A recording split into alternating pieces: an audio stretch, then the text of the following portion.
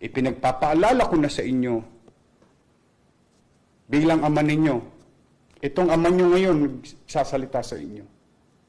Bilang ama ninyo, huwag po tayong pagagamit sa mga ilang panawagan dyan, ilang sisihan dyan, ng mga politiko, kapwa politiko. Huwag po. Walang maitutulong sa inyo ang mga politika ng politiko laban sa COVID-19. Ang kalaban, COVID-19. Ang mananalo lang sa mga away ng politiko ay kapwa politiko. Palitan man natin ang liderato, wala pa rin makapagbibigay ng takda at tamang solusyon sa ating kinakaharap. Maghunos dili po tayo. Paulit-ulit ko pong sinasabi. Si COVID-19. Ako po bilang ama ng lungsod ng Maynila at Kapitolyo ng bansa, sa maliit kong kaparaanan, magamit ko man lamang ito. Ako'y nananawagan sa mga liderato sa national government, oposisyon, administrasyon, lalo na sa mga hindi nagkakaunawaan. Pwede ho ba? Pwede bang makisuyo sa mga kapwa ko politiko? Pwede ba? 90 days lang. Pahinga muna tayo. 90 days lang. Pahinga muna tayo ng politika. Pwede ba makisuyo yung pagkakainis natin sa isa't isa bilang politiko? Pwede ba 90 days lang? Ibuhos natin lahat ng resources natin. Administrasyon, oposisyon, may kiling sa kaliwa, may kiling sa kanan. Pwede ho ba? Bilang ama ng lungsod ng Maynila na bahagi ng ating bansa. Ako po, nagsusumaamo sa inyo, mga senador, congressman, lahat kaming mga politiko. Nagsusumaamo ako sa inyo. Huwag kayong maghanap na ng butas. Hindi bawat salita ng kasalukuyang leader ay binibigyan natin ng halaga o ibang kahulugan. Hinihikayat ko kayo, total magagaling kayo. I-donate nyo lahat ng sweldo ninyo. Lahat ng kakayanan ninyo, ngayon nyo ipakita sa tulong sa tao. Walang magaling dito. Walang mahusay sa laban na ito. Paulit-ulit kong sinasabi, wag na kayong lumayo sa pagkukumpara. Matatayog na ba sa tiklop? Himbis na nag-araw-araw na babalita sa telebisyon, sa radyo, sa mga social media, kanya-kanyang bayad tayo ng mga kung sino-sino para yung inyong mga political interest isulong ninyo. Pwede ba akong makisuyo bilang ama ng lungsod ng Maynila na Kapitolyo ng bansa? Pwede ba kayong makinig muna? Alam ko wala ako sa poder na pagsabihan kayo. Pero ako ngayon, hindi lang ako nagsasalita bilang alkalde ng lungsod, but bilang isang mamamayan din na marami na nagugutom. Huwag na natin sisihin kung sino ang mali. Wala pong tama sa sitwasyon na ito. Wala pong tama sa mga salita ninyo. Nagbabago ang ugali ng tao dahil hindi natin natatanggal sa kanilang pangamba. Hindi natin sila napapapanatag. Dala ng mga salitaan yung politikal. Away dito, away doon. Sino ba ang kaaway natin? Sino ang gusto natin bigyan ng solusyon? Kaya ako, mga senador, 24 lang kayo. mga sekretaryo, mga politikong katulad ko. Ngayon tayo. Ngayon nyo pakita. Ngayon natin ipakita. Ipakita ninyo ang pagmamahal nyo sa Pilipino. Kami, mga taga Maynila, Pilipino rin. Ngayon nyo ipakita. Marami nagdadarahop. Nagdarahop sila ngayon.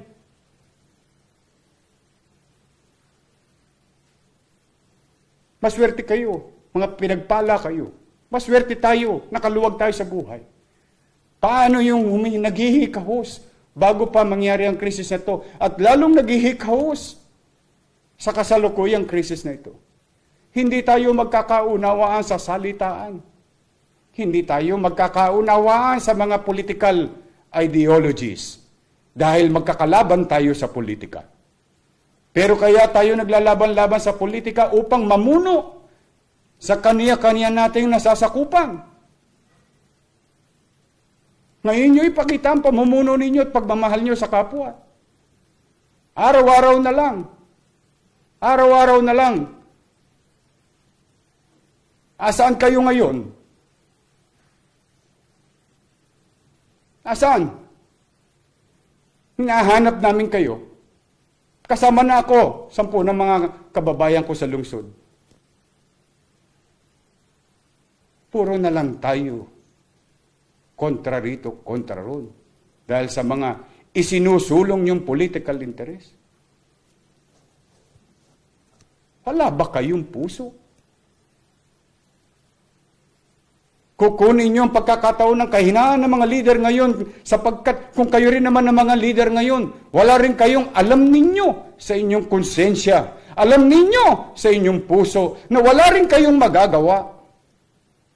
Kaya siguro mga kababayan, kayo mga nanonood, hinihikayat ko kayo, manawagan kayo sa mga taong gobyerno na itigil na ang away politika. Itigil natin. Once and for all. Once and for all. Ano ba ang 90 dias? Napakadali. Ang halalan 2022 pa. May panahon ng politika. Kaya kayo sumali sa politika upang maglingkod sa bayan. Ngayon nyo ipakita. Ngayon, hinihikayat ko kayo bilang alkalde ng lungsod. Huwag kayong makapunta-punta rito pagdating ng halalan. Hihikayatin ang aming mga mamamayan ngayon, hindi namin kayo matagpuan. Mas natatagpuan pa namin kayo sa mga dyaryo, sa mga telebisyon. Kuda ng kuda, kiyaw-kiyaw ng kiyaw-kiyaw. Asan? Asan? Asan? Kaya po, buong kababaang loob. Mahirap po ang sitwasyon ng bansa. Mahirap ang sitwasyon ng Maynila. Totoong hindi kami bibitiw. Totoong hindi kami mangiiwan. Akapin namin lahat ang maakap namin. Pero ngayon, nananawagan ako hindi lang bilang alkalde ng lungsod na kapitolyo ng bansa, but bilang Pilipino, bilang mamamayan, na damang-dama ko ang kahirapan na kinakarap ng tao ngayon. Ngayon nyo iparamdam sa mga artista. Tularan nyo si Angel Locsin. Andun sa bahay niya, tumutulong sa tao. Hindi ito pagkakampi-kampi. Hindi ito pagkakaparti-partido. Nakapamuhay kayo ng marangya. Salamat sa Diyos. Masaya ako para sa inyo. Ngayon nyo ipakita rin. Ngayon nyo ipakita. Nananawagan ako sa lahat ng sektor. Mayaman, sikat, may kapangyarihan. Please, focus ourselves. Focus on our fight. Ang kalaban natin, COVID-19. ang kalaban natin walang pinupuntiryang katatayuan ng tao sa lipunan. Magmuni-muni kayo. Umupo kayo sa isang tabi. Huwag natin usisain ng usisain ang mga plano ng pamahalaan. Hindi ito panahon ng pag-uusisa. Hindi ito panahon ng pagkukuda. Ito ang panahon sa mga halal ng bayan na maglingkod ng tapat. Sa panahon ng pangangailangan, hindi sa panahon lang ng kasiganahan. Hinihintay tayo ng tao.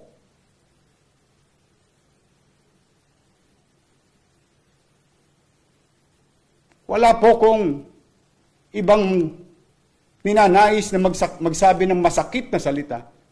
Ito'y katotohanan lang ng sitwasyon. Baka lang masyado tayong nahihibang, nalilinlang, o baka naman masyado lang tayong nalilibang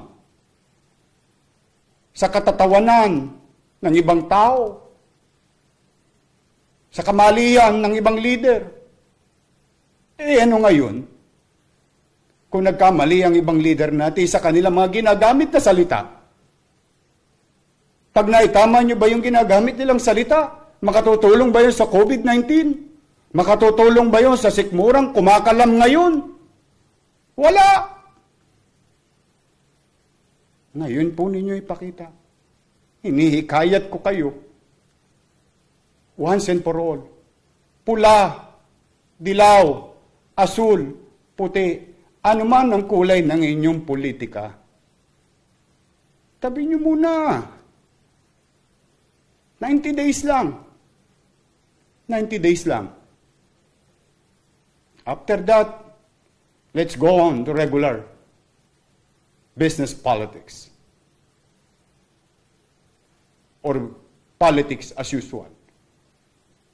But for now, I implore you,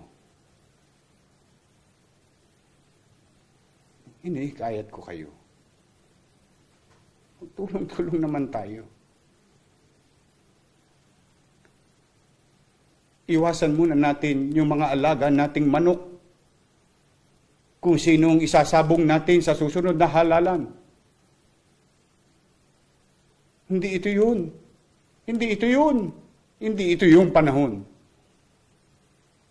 Ngayon yung pakita kung karapat dapat kayong mahalal sa pinakamataas na pwesto ng bansa o sa matataas na pwesto ng pamahalaan. Ngayon yung ipakita.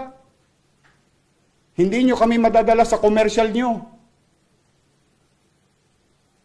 Ngayon nyo ipakita. Magkaisa tayo. Magtulong-tulong tayo.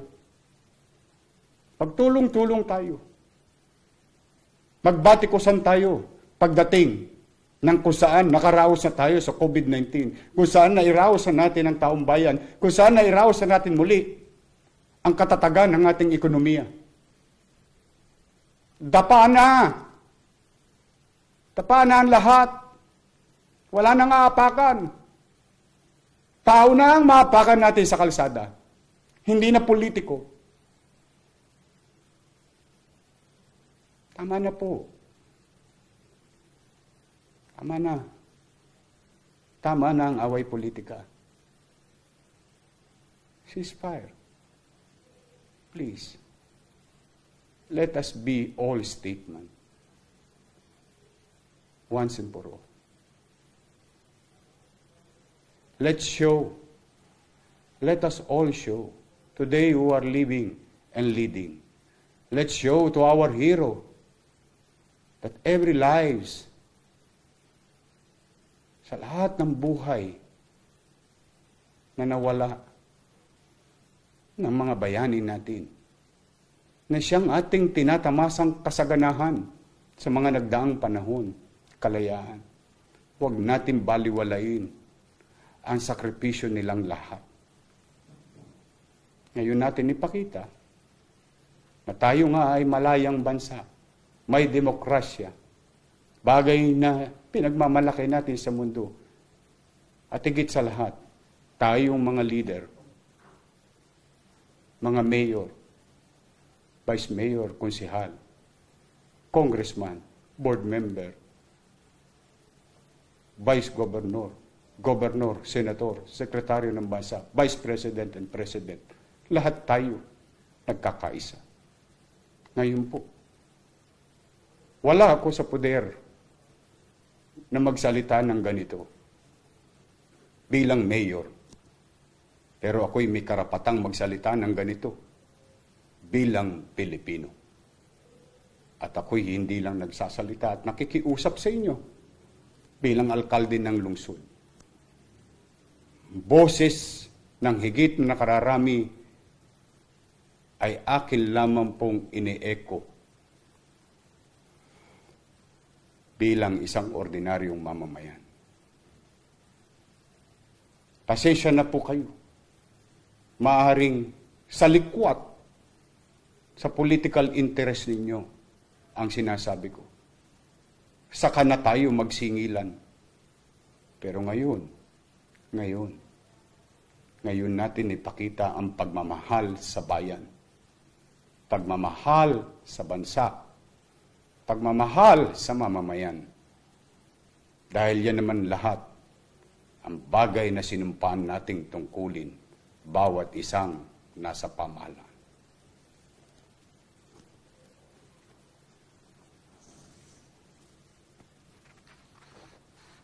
Kung ako man may nasaktang damdamin ng mga politiko, pagpaumanin ninyo. Masakit mapakinggan ang katotohanan. Pero wala akong ibang masamang intensyon. Ang intensyon ko lang, we must act in unison in our action. Sa puso, isipan, o salita, at gawa. Pilipino tayo. Kapwa Pilipino.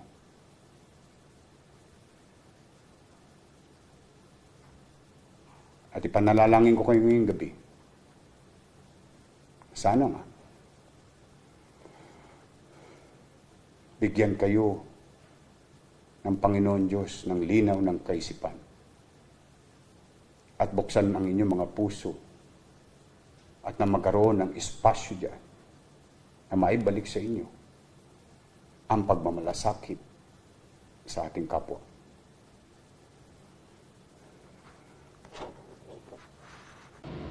So yun po, napanood po natin yung pong napaka-emosyonal na speech ni Yorme Isko na nakikiusap po, nagmamakaawa sa mga politiko na tama na muna po ang politika sa ganitong panahon. Ngayon po ay panahon para po magsilbi, para po magbigay ng taus-pusong serbisyo sa mga Pilipino. At ang dami pong nahihirapan po ngayon. Kitang-kita po yan ni Mayor Isko from all angles po, from frontliners, kung yung mga tao din po na nasa mga bahay nila na walang makain. So kitang-kita po niya yung hirap. Ngayon po ay hindi po panahon para po sa politika. Yan po ang pakiusap ni Yorme Isko. 90 days lang. Pagkatapos po noon, away-away na uli. Pero sa ngayon po, kailangan po yung tulong po natin. Kaya yun nga po, hinahanap niya, nasa na sila. Ngayon po sila pinakakailangan. Huwag po yung sa eleksyon, dun sila lalapit, maghahanap po ng boto. Ngayon po sila kailangan ng taong bayan. And ngayon po sila kailangan magpakitang gilas. At ngayon po sila kailangan makita, maramdaman ng mga Pilipino. So, yun po ang pakiusap ni Yorme Isko. Medyo mahaba na yung speech niya, so gagawa na lang po ako separate video regarding my complete reaction to that. So, okay guys, thank you very much po. See you po sa next video po natin. Pilipinas, God first. Bye-bye guys.